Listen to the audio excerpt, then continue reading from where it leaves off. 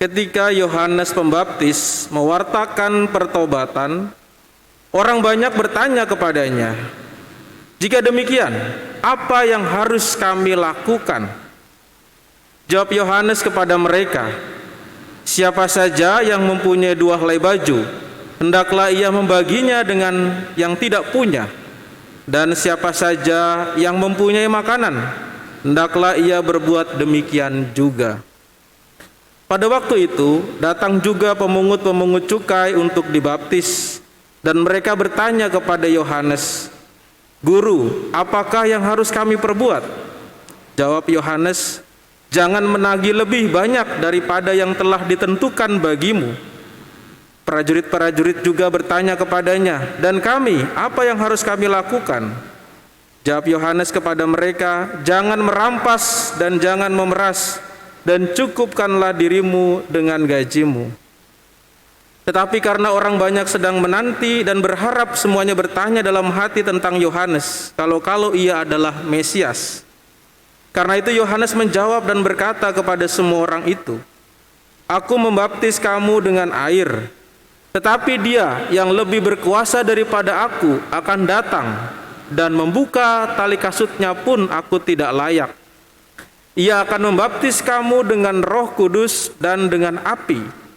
Alat penampi sudah di tangannya untuk membersihkan tempat pengirikannya dan untuk mengumpulkan gandumnya dalam lumbungnya. Tetapi sekam akan ia bakar dalam api yang tidak terpadamkan." Dengan banyak nasihat lain, Yohanes memberitakan Injil kepada orang banyak. Demikianlah sabda Tuhan. Terpujilah Kristus.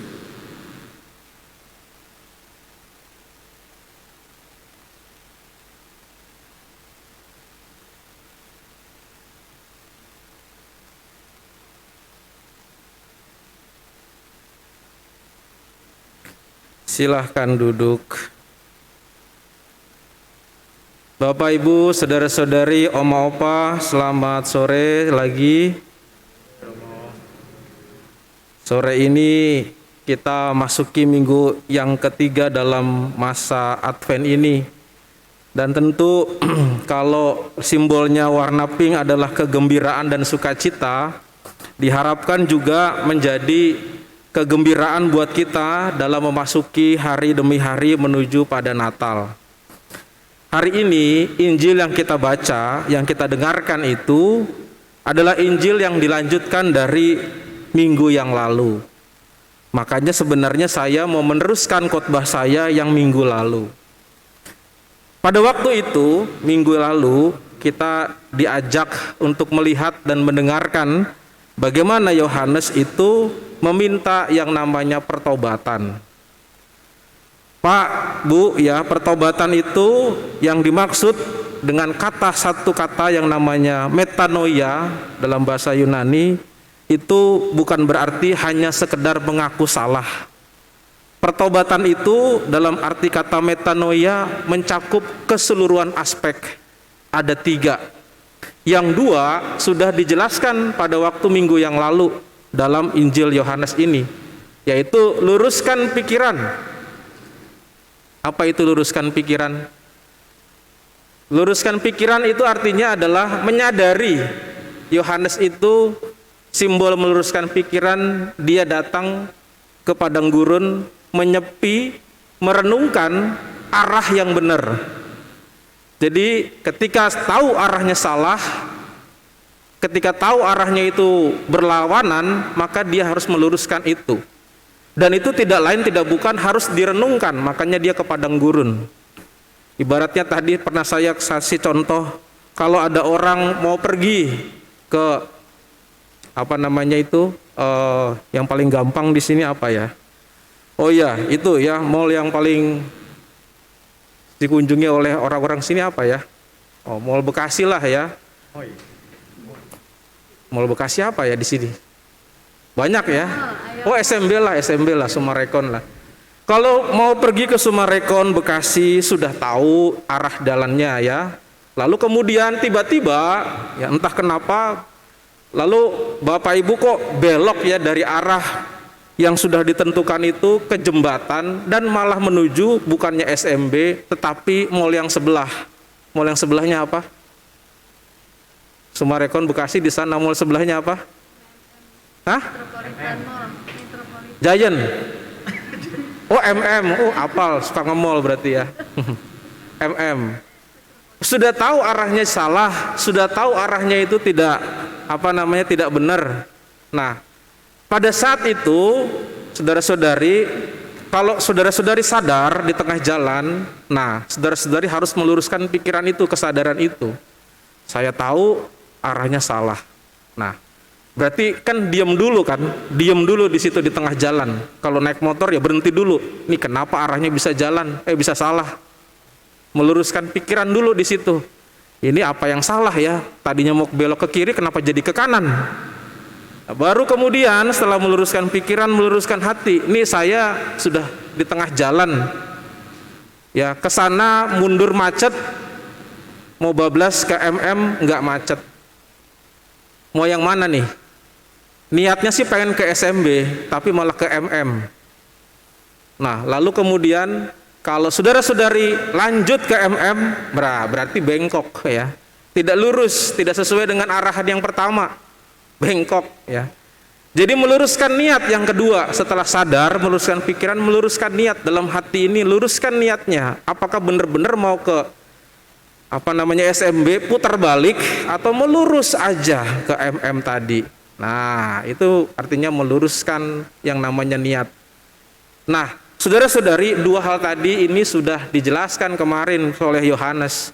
Yang satu lagi ini adalah yang ketiga nih. Dalam pertobatan itu yang ketiga, yaitu meluruskan tindakan. Apa yang harus kami lakukan? Nah, ini kan di sini dijelaskan nih. Guru, apa yang harus kami perbuat? Nah, ini meluruskan tindakan. Wah, kamu ini prajurit suka memeras, jangan memeras lagi. Kamu pungut cukai, suka ngambil berlebih, jangan mengambil yang berlebih. Kamu nggak pernah berbagi, kasih orang satu helai jubahmu. Nah, itu meluruskan yang namanya tindakan. Kalau tadi saudara-saudari sudah tahu salah, sudah tahu arahnya salah, bukan ketujuan. Nah, sekarang kalau sudah luruskan pikiran, sudah sadar, sudah punya niat mau berputar balik, lakukan putar balik itu, walaupun macet, ya, walaupun macet di belakang, tapi tetap mau kembali sesuai dengan tujuan yang pertama ke SMB tadi. Nah, itu namanya meluruskan tindakan. Nah, rupa-rupanya dalam yang namanya metanoia itu kita diajak untuk transformasi, merubah secara total pikiran, hati, dan tindakan kita. Jadi pertobatan yang mungkin kita kenal selama ini, oh sekarang waktunya kita ngaku dosa. Setelah ngaku dosa, selesai, karena sudah diberikan pengampunan, sudah selesai. Tetapi kita baru meluruskan hati pikiran, kita baru meluruskan niat, tapi belum meluruskan tindakan, maka belum terjadi metanoia tadi, perubahan atau transformasi tadi.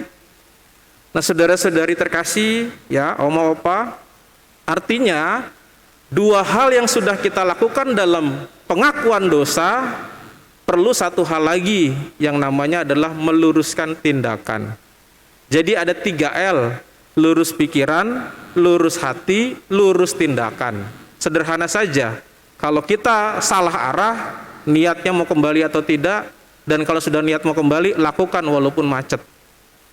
Saudara-saudari terkasih, ini yang mau diajak oleh Yohanes, supaya orang-orang itu bukan hanya sekedar dibaptis saja, mengaku anak Abraham, tetapi 3 hal tadi tidak dilakukan secara penuh, karena belum lurus tindakannya. Maka dengan jelas Yohanes membuat penjelasan dengan detail sekali. Kalau kamu suka memeras seorang prajurit, jangan memeras lagi. Kamu suka mengambil yang berlebih dari orang lain, pemungut cukai, jangan mengambil lagi yang berlebih. Hal-hal seperti itu sangat jelas sekali. Ini yang pesan pertama, Bapak Ibu Saudara-saudari. Dalam menyongsong kedatangan Tuhan, 3L, lurus hati, pikiran, dan tindakan perlu. Tetapi yang kedua, apa yang memotivasi, apa yang membuat kita harus melakukan 3L ini? Nah, ini yang penting sekarang ini dijelaskan di sini.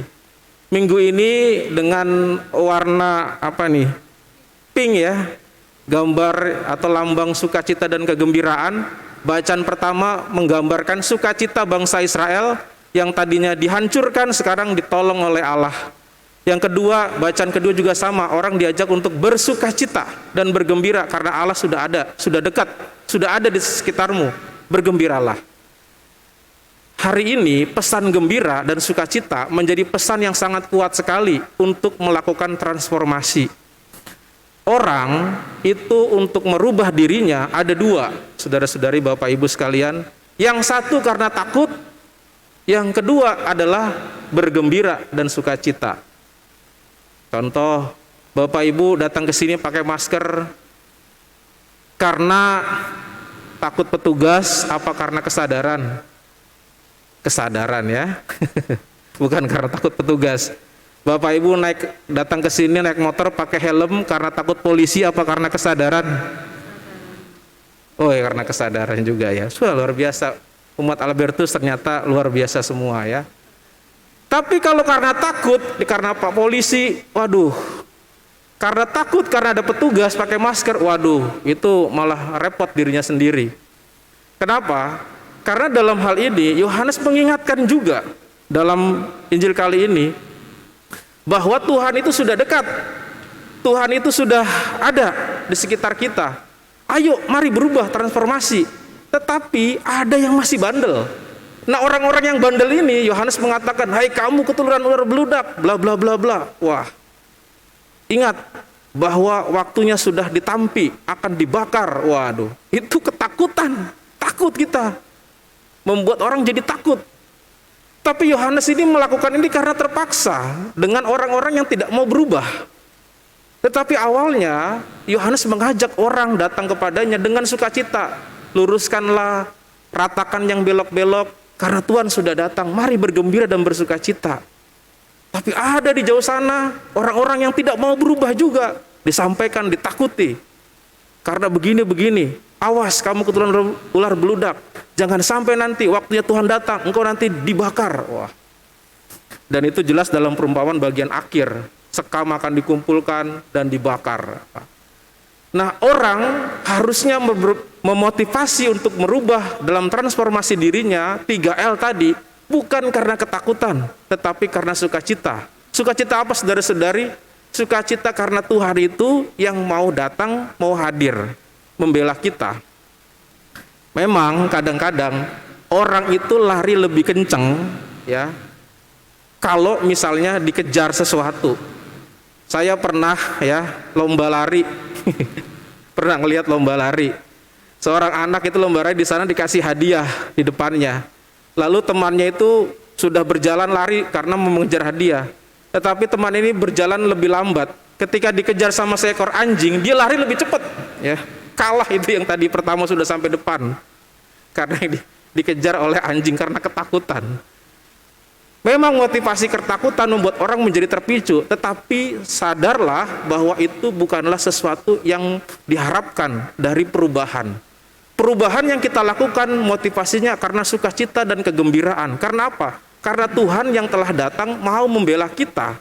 Berarti kita merubah diri kita bukan karena ketakutan, tapi karena Tuhan yang telah mengasihi kita. Dan tentu saja orang yang dibesarkan bukan karena ketakutan, perubahannya akan berbeda. Dia tidak lagi sembunyi-sembunyi. Kalau dia berubah total, tidak sembunyi-sembunyi. Kalau orang takut pakai helm karena polisi, kalau nggak ada polisi dia nggak pakai lagi. Kalau orang pakai masker takut karena petugas, nggak ada petugas, dia nggak pakai lagi. Tapi kalau orang sadar, maka itu akan merubah secara total transformasi hidup kita. Maka hari ini kita diajak untuk merubah dalam 3L tadi, yaitu secara sukacita. Minggu Gaudete, minggu kegembiraan sukacita karena Tuhan telah datang menyelamatkan kita. Semoga kita mentransformasi diri kita, luruskan hati, luruskan pikiran, luruskan tindakan dengan sukacita dan kegembiraan. Tuhan memberkati kita. Amin.